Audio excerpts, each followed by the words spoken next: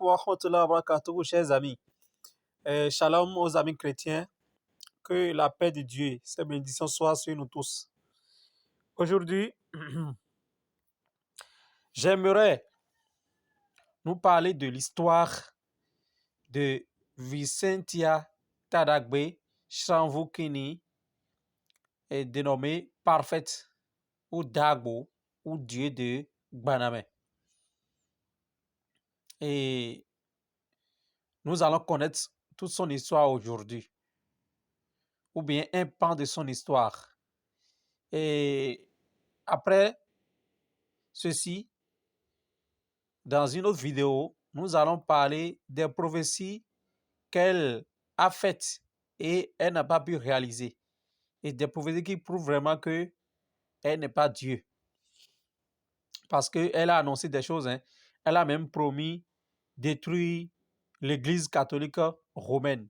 Elle a même promis détruire la Rome. Et pourquoi ces choses ne sont pas réalisées et elle a déposé les âmes en si bon chemin. Donc nous allons parler de tout cela dans une autre vidéo pour prouver réellement que elle n'est pas Dieu et vous rassurer.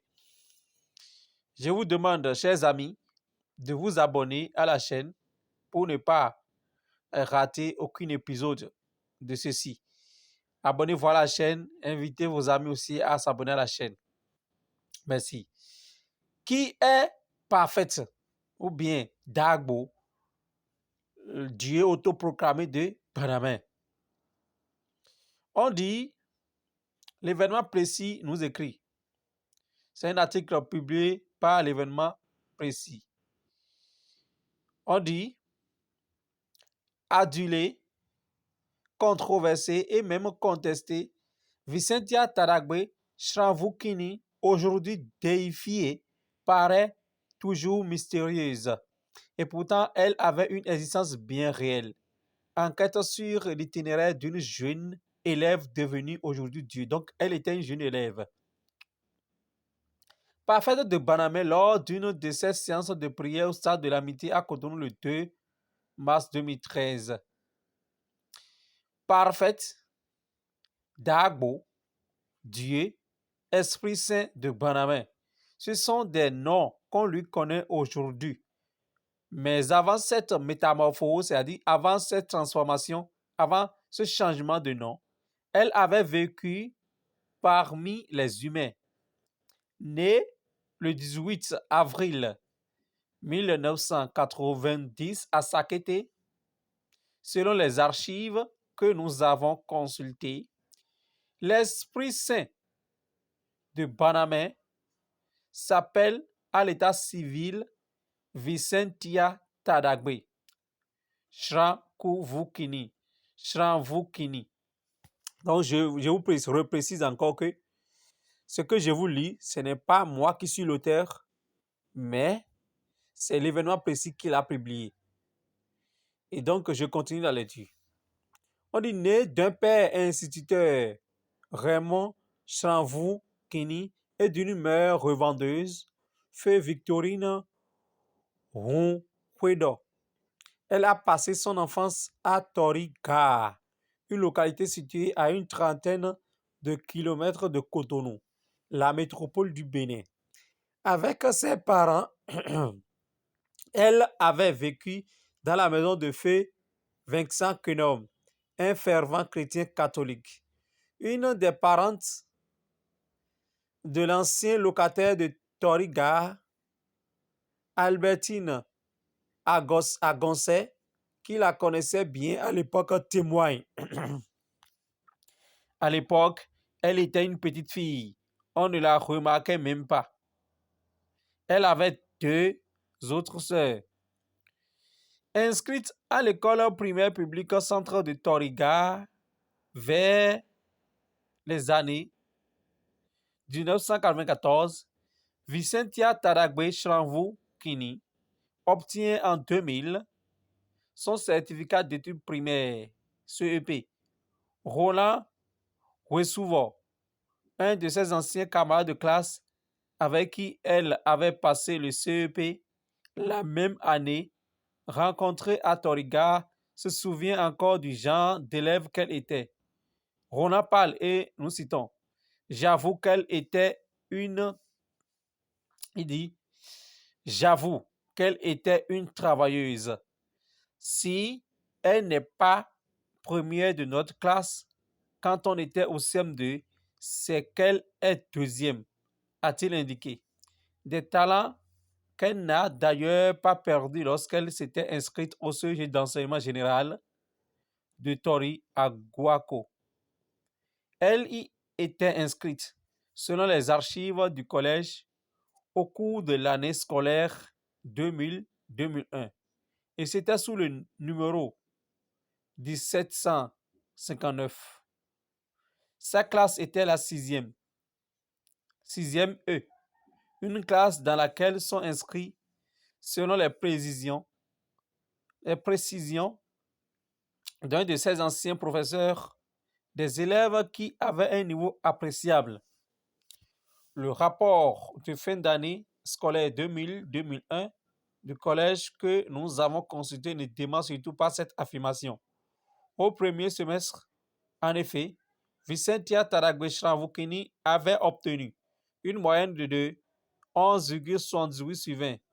Au second semestre, elle a bondi de 2 points environ en s'offrant une moyenne de 13,36 sur 20, ce qui lui a permis d'être classée troisième de la classe à la fin de l'année avec une moyenne de 12,82 sur 20. Elle passe alors en classe supérieure et sera inscrite en 5e A. Mais après 2 ans passés au CG Tori à Guaco, Vicentia Taragwe Chanvukini va quitter le village où elle a passé sa tendre enfance. Destination, le CG d'Avier à Porto Novo. Elle s'y est inscrite en 4e MC5 où sont inscrits des élèves destinés aux séries scientifiques. C'était au cours de l'année scolaire 2003-2004. Un de ses anciens camarades de classe, rencontré au quartier Candevier, témoigne de son attitude à l'époque. Elle était une fille vraiment timide. Elle parlait très peu, mais tombait trop souvent malade, a-t-il confié. Il faut dire qu'à Porto Novo, elle a été placée chez son oncle maternel, Alian Dossou, qui, rencontré chez lui, s'est présenté comme le père adoptif de Vicentia Taragwe Shravukini. De façon péremptoire, il oppose une autorisation expresse de parfaite avant de dévoiler quelques informations. Et pour cause, ce n'est plus la fille que j'avais éduquée. Elle s'est transformée. Elle est maintenant mon Dieu. Je ne peux rien dire sur elle si elle ne m'autorise à le faire. J'ai parlé à des journalistes comme vous qui ont transformé tout ce que j'ai dit. Si elle ne m'autorise pas, je ne dirai plus rien sur elle. C'est-il justifié? Il faut dire que la maison dans laquelle Parfait a vécu s'est désormais transformée. Elle est actuellement en pleine reconstruction et fait la fierté de son ancien tuteur, Alian Dossou. C'est une maison à étage bien imposante. Vicentia Taragwe Shravukini, désormais brevetée, c'est-à-dire elle a le brevet. Et après, en 2005, Vicentia Taragwe Shravukini obtient son brevet d'études du premier cycle BEPC au CEG d'Avier à Porto Novo. Elle choisit alors la série D, une fois en classe de seconde. Inscrite en D3, elle obtient au premier semestre 11,82 sur 20 et est classée 34e ex aequo sur 110 élèves. Au second semestre, elle obtient 10,81 sur 20 puis totalise à la fin de l'année une moyenne de 11,15 sur 20 et est classée 19e ex aequo sur 110 élèves. Elle est passée régulièrement en première D. Puis ensuite en terminale. Une année plus tard, elle échoue à son premier essai au baccalauréat série D en 2008. Après cet échec, Vicentia Taragwe Shramvukini quitte Porto Novo et le CEG d'Avier pour s'inscrire au CEG Le Faucon, un établissement privé situé dans la commune d'Abomey-Calavi, le 6 octobre 2008. Mais était-elle toujours la Vicentia travailleuse dont on témoigne à ton regard? Non. Les données avaient changé. Au CEG Le Faucon, elle a radicalement baissé de forme. Les archives du CEG Faucon consultées révèlent qu'elle a obtenu au premier trimestre une moyenne de 8,46.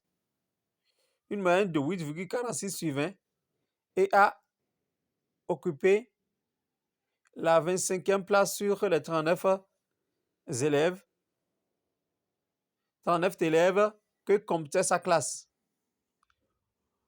Au second trimestre, très irrégulière au cours pour le peu de matières dans lesquelles elle avait composé et qu'on lui a calculé, elle a obtenu une moyenne de 7,62 sur 20 et a ainsi occupé le 34e rang sur 39 élèves.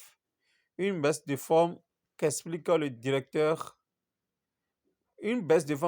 direction des études du collège par son état de santé devenu trop fragile et dégradant, ce qui ne lui permettait pas d'être régulier au cours ou de prendre part aux compositions de fin d'année et au baccalauréat. Une élève pieuse mais plaintive, selon les témoignages faits par l'un des responsables du CEG, le Faucon, Vicentia Taragwe Shramvukini, était une élève exemplaire. J'ai vu en elle une demoiselle très calme. Elle n'avait pas une santé solide et donnait des signes de fébrilité. Elle était fébrile, quoi. Elle allait régulièrement voir les responsables que sommes-nous pour se plaindre de ses camarades dont les comportements lui paraissaient déviants. Vous comprenez ça? Elle se plaint parce que les camarades la dérangeaient. A témoigné le directeur des études de ce collège. Elle objectait souvent sur les comportements de ses camarades et faisait souvent observer qu'elle ferait une bonne responsable de classe, a-t-il précisé. Pieuse et évasive, Vicentia Taragwe Shramvukini l'était, selon les mêmes responsables du CEG, le Faucon. Ce qu'elle est devenue par la suite ne m'a pas surpris parce qu'elle se montrait trop pieuse et avait un comportement évasif, a témoigné la direction des études. Maintenant, nous allons parler de son épisode de Banamé. Banamé, la métamorphose. Au bord d'une voie de terre rouge située à une quinzaine de kilomètres du centre de la ville, du centre-ville de la commune de Kove, dans le département du Zou, se dresse une église modeste, encore en chantier.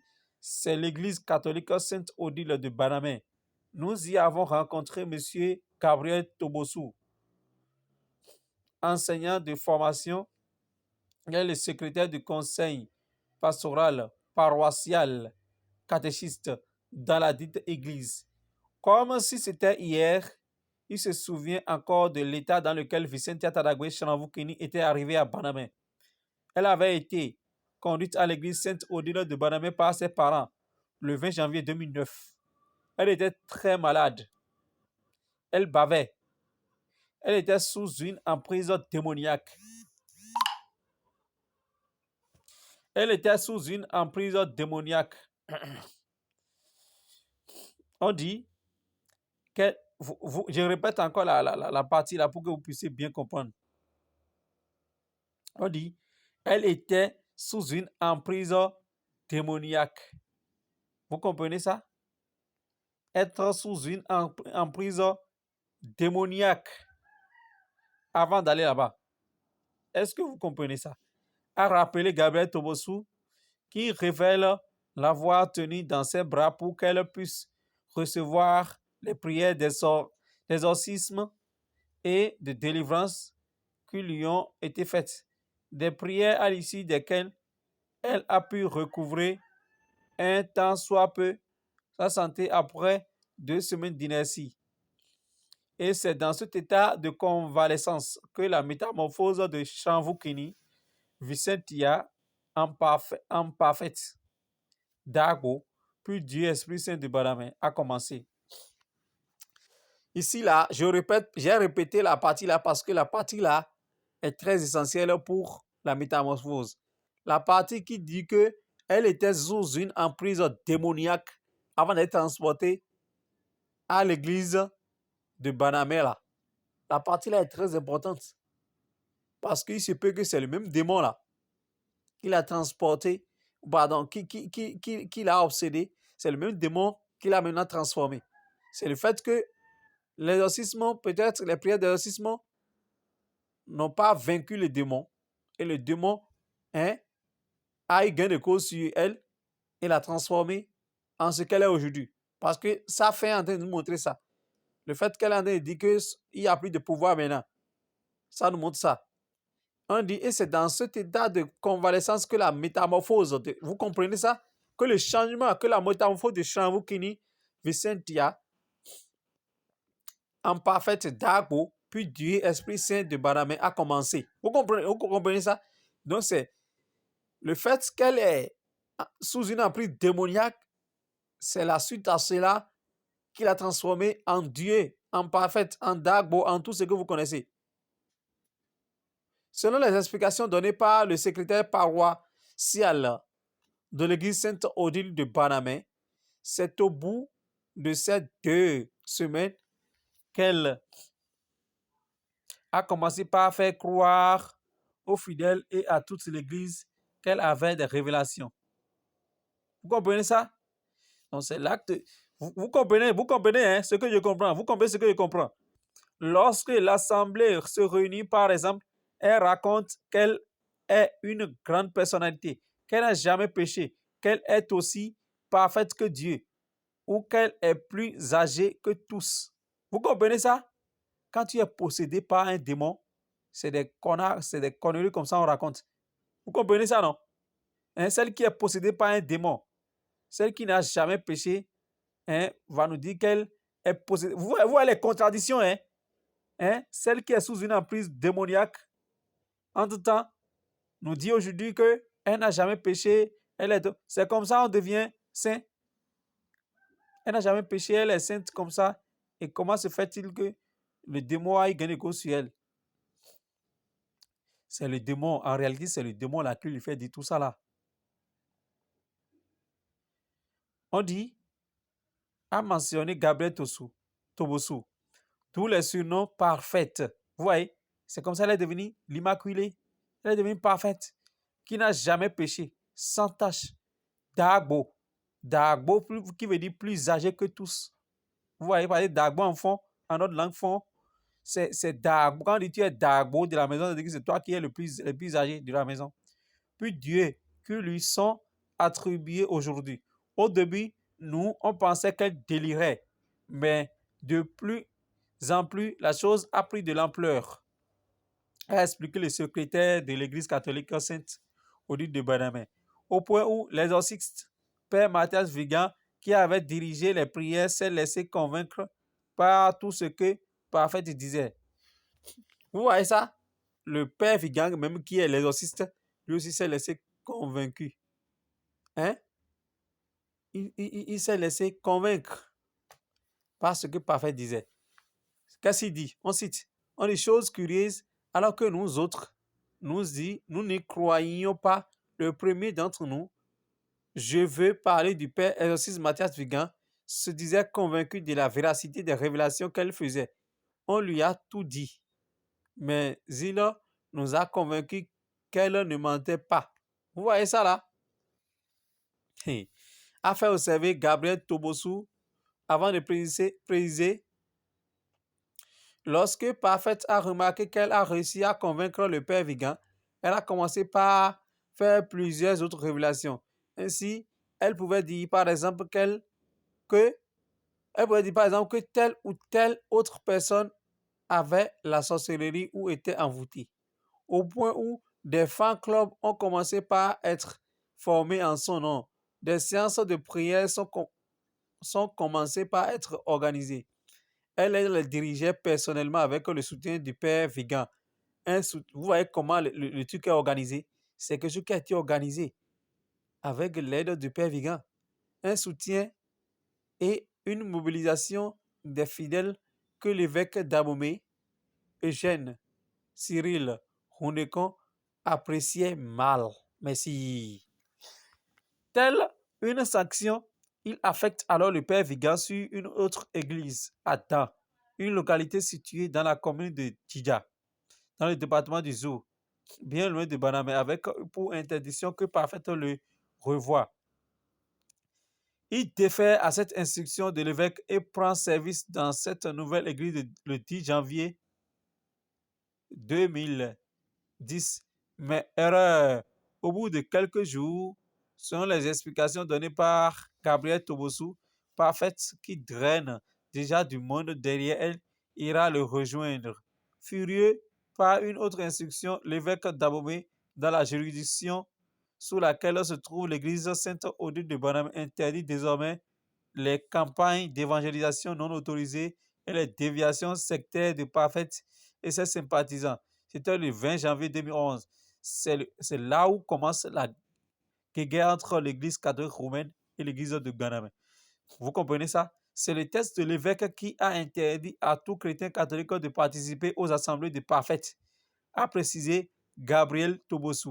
Dans la foulée, d'une manière déguisée, le père Vigan écope d'une nouvelle sanction. On parle de Vigan Mathias. Il est rappelé en France, où il devrait séjourner pour d'autres missions. Sur le terrain, sa protégée continue de mobiliser du monde autour d'elle jusqu'à ce qu'il rentre précipitamment de France et la rejoint. Ce qui fait dire à Gabriel Tobosu qu'il est aussi contrôlé par Parfaite, qui n'est pas encore guéri de ses ennuis démoniaques. Vous comprenez ce que Tobosu a dit ici? C'est pas moi qui le dis. Hein? Il dit qu'il est aussi contrôlé par Parfaite, qui n'est pas encore guéri de ses ennuis démoniaques. Face à la persistance de la violation de ces instructions, l'évêque d'Abomey prend une mesure plus radicale. Le 25 janvier 2013, donc, Parfaite et le père Madame Vigan sont tous deux excommuniés. Une décision à l'issue de laquelle les deux sont renvoyés de l'église catholique. Par la suite, ils ont construit leur propre église dont le siège se trouve à Sovidji, un vaste domaine étendu sur une colline à quelques encablures de l'église Sainte-Odile de Banamé, d'où ils ont été renvoyés. Une église qui n'a rien à envier à l'église catholique romaine de par ses attributs et qui draine aujourd'hui une horde de fidèles. Rédigé par le journaliste Donatien Baguidi. Ok, voilà l'histoire de Parfaite. Merci à vous tous de nous avoir suivis et abonnez-vous à la chaîne pour la suite parce que il y a une autre vidéo qui va sortir sur les prophéties de Parfaite qui ne sont pas réalisées. Parfaite, n'oubliez pas, Parfaite avait promis détruire l'église catholique romaine. Mais aujourd'hui, nous entendons que Parfaite a déposé les armes. Donc, abonnez-vous à la chaîne. Invitez les amis à s'abonner à la chaîne et on va suivre le reste. Merci, bye, je vous aime tous.